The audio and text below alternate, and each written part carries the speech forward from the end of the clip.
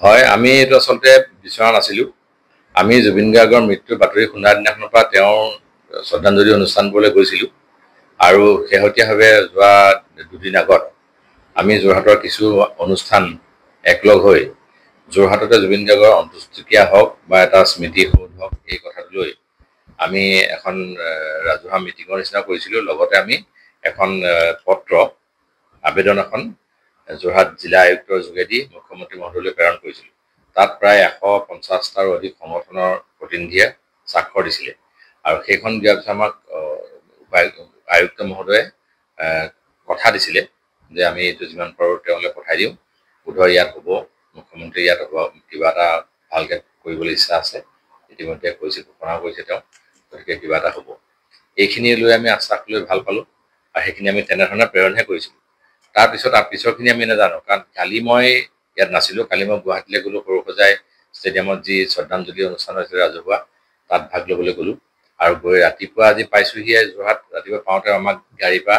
কিছু যুৱকে অজন্তা হলৰ বাইপাছৰ ব্ৰিজখনৰ মুখত গাড়ীৰ পৰা ধমকি দাবী ধমকি নমাই দিছে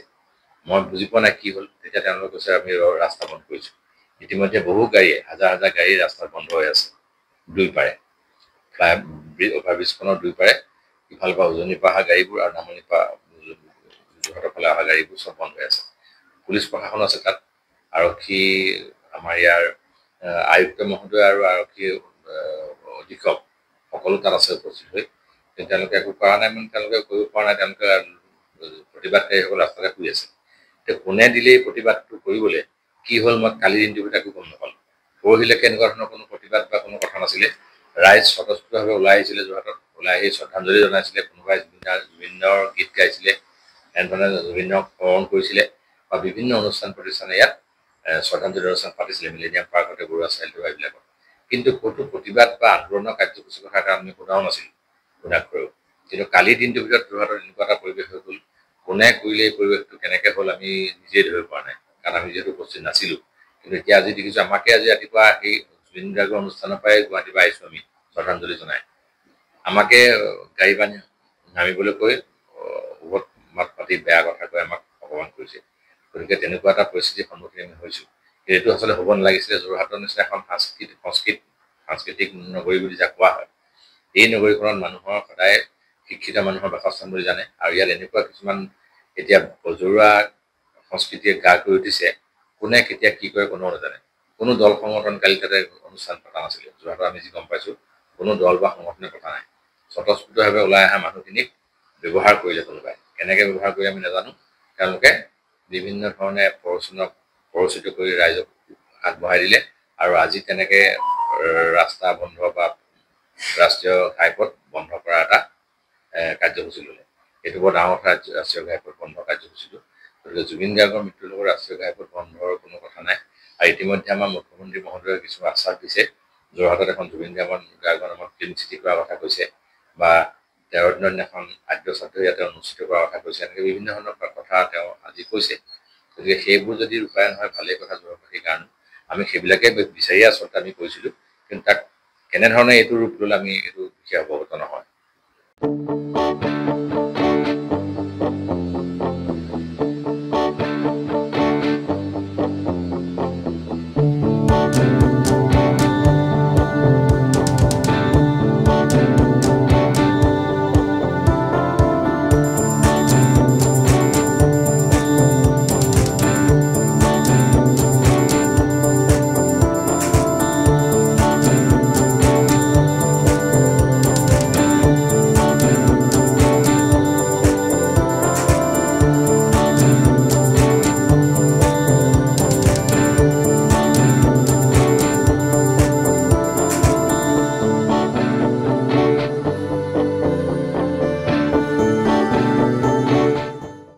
যোৰহাটৰ প্ৰথমখন NABH স্বীকৃতিপ্ৰাপ্ত চিকিৎসালয় AJ নাৰ্ছিং হোমত নৱসংযোজন কেটলেব 96খন বিছনাযুক্ত neurology nephrology urology medicine OBSN gynaecology orthopaedics paediatrics cardiology প্ৰতিটো বিভাগৰে নিয়মীয়া OPDৰ লগতে ডায়ালিসিছৰ সুবিধাযুক্ত চিকিৎসালয়খনত সংযোজন কৰা হৈছে হৃদৰোগীসকলৰ বাবে অত্যাধুনিক কেটলেব য'ত মুখ্য চিকিৎসক হিচাপে আছে অভিজ্ঞ কাৰ্ডিঅলজিষ্ট ডক্টৰ গৌতম দাস আৰু তেখেতৰ সহযোগীসকল। ইতিমধ্যে যোৰহাটস্থিত চিকিৎসালয়খনত প্ৰথমবাৰৰ বাবে সম্পন্ন হৈছে এনজিঅ'গ্ৰাফি আৰু এনজিঅ'প্লাষ্টি। ইয়াৰ লগতে 12খন বিচনাযুক্ত ICU, নিঅ'নেটাল ICU তথা মাল্টি স্পেচিয়েলিটি হস্পিটেল হিচাপে 3টাকৈ মডুলাৰ OTৰ উপৰিও 24 ঘণ্টাই ৰাইজৰ বাবে উপলব্ধ এক্স-ৰে, আল্ট্ৰাছাউণ্ড আৰু চিটি স্কেনৰ লগতে অত্যাধুনিক চিকিৎসা সেৱা।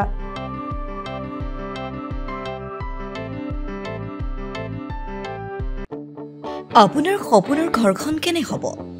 আপোনাৰ সন্তান আৰু আপোনজনৰ সৈতে কেনেদৰে কটাব আপোনাৰ আজৰি সময়? এই সকলোবোৰ সমস্যাৰ সমাধান লৈ শুভম গ্ৰুপে আপোনাৰ বাবে লৈ আনিছে আপোনাৰ সপোনৰ ঘৰখন। 362টা ফ্লেটযুক্ত শুভম গাৰ্ডেনৰ সফল নিৰ্মাণৰ পাছতে 20 বছৰৰ ভৰসা 16টা প্ৰজেক্ট 28 লাখ বৰ্গফুটৰ সম্পূৰ্ণ নিৰ্মাণ আৰু 15 লাখ বৰ্গফুটৰ চলিত প্ৰকল্প নিৰ্মাণৰ অভিজ্ঞতাৰে যোৰহাটত শুভম গ্ৰুপে নিৰ্মাণ কৰিছে দ্বিতীয়টো প্ৰজেক্ট শুভম পাৰ্ক। অত্যাধুনিক সা সুবিধাৰে নিৰ্মিত শুভম পাৰ্কত আপোনাৰ আৰু আপোনাৰ সন্তানৰ বাবে থাকিব club, badminton court, community hall, kids play area, splash pool আৰু জিম ক্লাব। প্ৰতিটো ব্লকত থাকিব 2.5 BHK, 3 BHK, 3.5 BHK ফ্লেট। লগতে থাকিব আপোনাৰ আৰু আপোনাৰ আপোনজনৰ প্ৰাপ্তিৰ হাঁহি। আজিয়ে বুক কৰক আপোনাৰ সপোনৰ ঘৰখন। যোগাযোগ কৰক 6003301010 নম্বৰত। আমাৰ ঠিকনা সোণাৰীগাঁও, তৰাজান, যোৰহাট 785001। 6000ৰো অধিক বাসিন্দাৰ ভৰসা শুভম গ্ৰুপ।